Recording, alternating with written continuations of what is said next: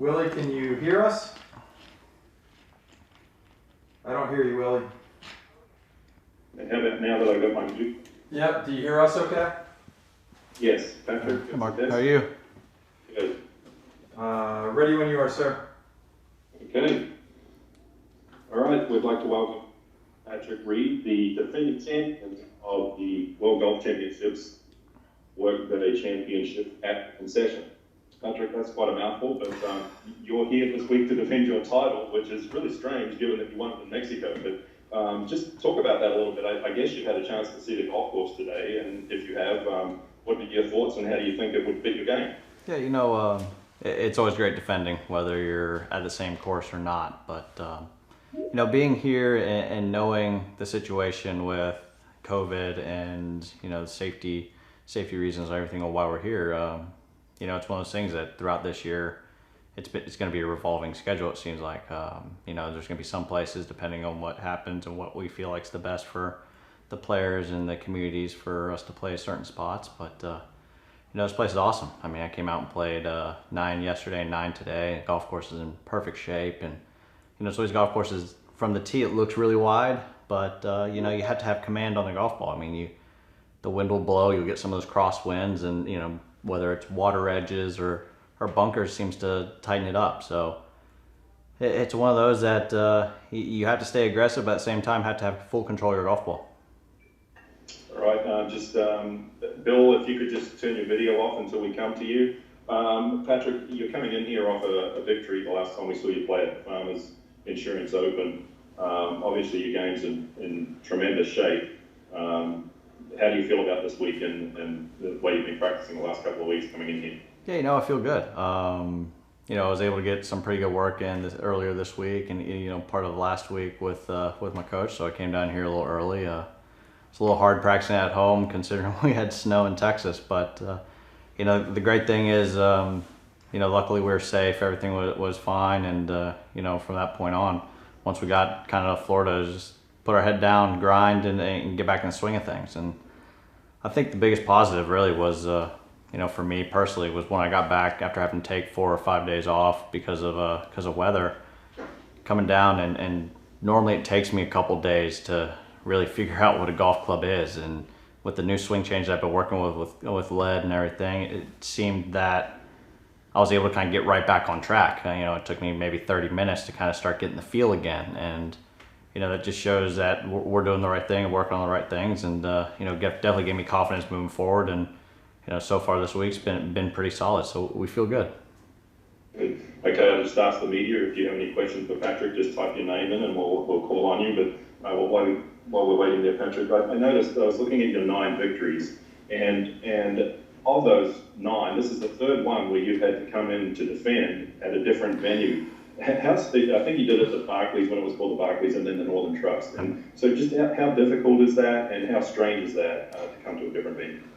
It's definitely different, but at the same time, I feel like that, for me, it just allows me to keep on, one, you have confidence obviously because you won that event, but at the same time, it gets you right back on track to focusing on playing the golf course and not getting too relaxed out there. Because for example, if you're at your home course and you've played a lot of golf there, it's very easy kind of go through the motions. And, being at a different site and being at just an event, it's very easy to kind of get locked in and, and go out and play well. And, it's always nice when you come in and you're able to know that, okay, I won this golf tournament, even though it's at a different spot. This was the event that I was able to win at. So now it's just like, all right, well, let's go out and continue playing golf how you've been playing, and then hopefully you can have a chance late Sunday. Absolutely. Okay, we'll take a question. First one from Shane Ryan at Golf Digest. Go ahead, Shane. Hey, Patrick. Since we're playing at the Concession, I thought I'd ask you what you thought about the original Concession, the moment when Nicklaus conceded the putt to Jacqueline. When you came across that story, what you think about it, and as a Ryder Cup guy, whether that's a putt you would have conceded in a similar position. So I don't know. I don't know the full story about how it all transpired and everything, but it's definitely one of those that and depending on how the person's playing, how the person's putting, what the putt looks like, etc. I mean, it's hard to tell whether you'd give a putt or not, but I'm pretty sure there's a reason that Mr. Nicholas felt like that putt should have been given, and it's one of those things that that would be his decision, not anyone else's. But obviously, for him, he felt like it was the right decision at the time. Okay, thank you, Shane. Next question will go to Ryan Lavner with Golf Channel. Go ahead, Ryan. Yeah, Patrick, I just want to nail down the details on the snowstorm that you had. You said there was no electricity issues. Right. Well, no. So there. I just spent those days. Right. No. So there were definitely electricity issues, closures and everything. But the biggest priority is whenever you have a bad storm like that is as long as your family and everyone is safe. And luckily everyone was able to be safe. I know one of our houses had power outage, and both my brother-in-laws, their power was out. So our house runs on a generator, so they were able to kind of cover the house, so we were able to stay warm and everything. But it was devastating, kind of what happened to the city of Houston, as well as what happened throughout all of Texas. I mean, you see just the devastation of people's houses and of businesses and just of everything that kind of ran on. So it's definitely something that I'm grateful to be okay. Grateful the family's doing well, and really just thinking about everyone else, and hopefully everyone kind of speeds able to recover and get back on track, and start moving forward and getting better. You don't play Riv anyway, right? Yeah, no. So I was taking that week off anyway. Either way, the plan was to have kind of a really light week before that. Kind of recovering from Saudi, and then kind of hit it hard last week, but. Snow and ice kind of allowed me to have a little bit longer break, but at the end of the day, it was great. I was able to spend a lot of time with the little ones, and really not think about golf and just kind of play with them, and really just run around the house. Yeah, I was gonna say, what did you do instead? We built a snowman in the 2 inches of snow that we had, and just kind of hung out with the kids, and just was a dad. Just didn't really focus much on golf, besides just focus on what they're doing, and playing with them, and probably just making a lot of noise around the house. Thanks, man. Yep. Okay, we're going to jump back to Shane Ryan at Golf Digest. I think I might have cut him off for a follow-up. Go ahead, Shane. No, you didn't. I'm getting greedy and taking a second question here. Patrick, one of the big points of discussion this year has been what it takes to win a tournament. And you've been on both sides of that. You've won a bunch and you've come close a number of times. Obviously, there's making shots on a very practical level. But are you able to pinpoint a psychological difference between the times when you win and the times when you didn't, and say, okay, this is something I did right and this is something I did wrong in the two different cases? Yeah, I think the biggest thing is, really it seems like there's times throughout the rounds of golf that everyone plays that you kind of get locked in. You kind of get tunnel vision. Everything just kind of seems to kind of flow. And then there's times, obviously, you have the ups and downs of golf where you start hitting some loose shots. And, it seems like the times you win, you get kind of those 50-50 balls, a couple of those up and down. But then at the same time, it's those weeks where you're able to kind of mentally forget the good runs, but also forget the bad runs. You're able to kind of stay in the moment.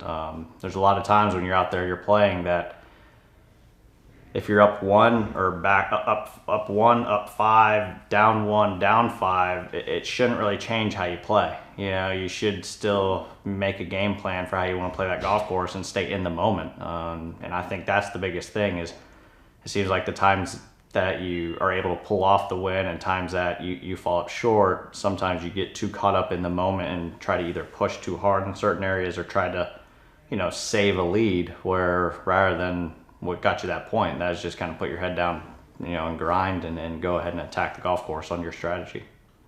And that was interesting when you said forget the good stretches as well. Is that by that do you mean don't try to save the lead, or what does that mean to forget the good stretches? So, for example,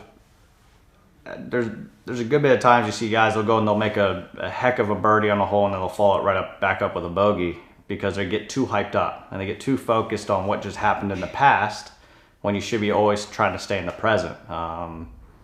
I've been a firm believer of that in golf, that you always try to focus on every single shot that you have right then and there, not what shots are coming up, you never get ahead of yourself. And at the same time, you don't ever really think about what happened the previous holes. There are obviously times when if you're talking to your caddy, it's like, okay, we have about buck set, say 175, same type of wind direction that was, say, 4 holes ago and about the same yardage. Well, that was, say, an 85% 8 iron and it ended up here. So you can use that as strategies, but you're not sitting there and either being really excited about the 4 birdies you just had or, being disappointed and down on yourself because you made, whether it's just silly bogey or a double or a couple bogeys here or there. You always have to just seem to stay in the present and forget about the good things and also the bad things, so you can basically put all your energy in each shot you're hitting. And real quick, does that go for match play as well? No, not at all. Mentally, yes, but your strategy usually changes depending on what the guy you're playing has done, and then also at the same time where you are in the match. Because you make 3, it doesn't matter if I make 4 or I make 8. You only beat me by 1. But in stroke play, that 8 cannot happen. I appreciate it. Thank you. Yep. Thank you, Shane. We're going to go to Steve Demiglia with USA Today. Go ahead, Steve. Patrick, one of the reasons some people call this the concussion golf course are the greens. How is putting and chipping them? So, for me, I felt like putting was okay.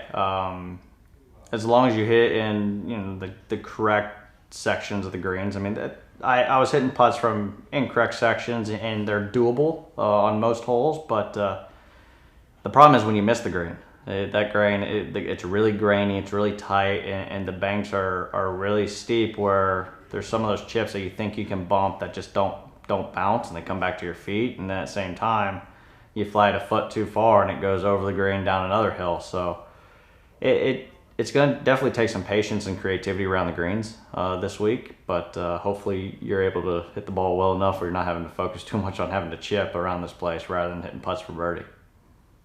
Perfect. No, thank you. Yep. Well, Patrick, that looks like about it for the day. We appreciate your time and thanks for joining us, and good luck in your defense of the title here at the District Friendly. Thanks, Mark. Appreciate it. Thank you.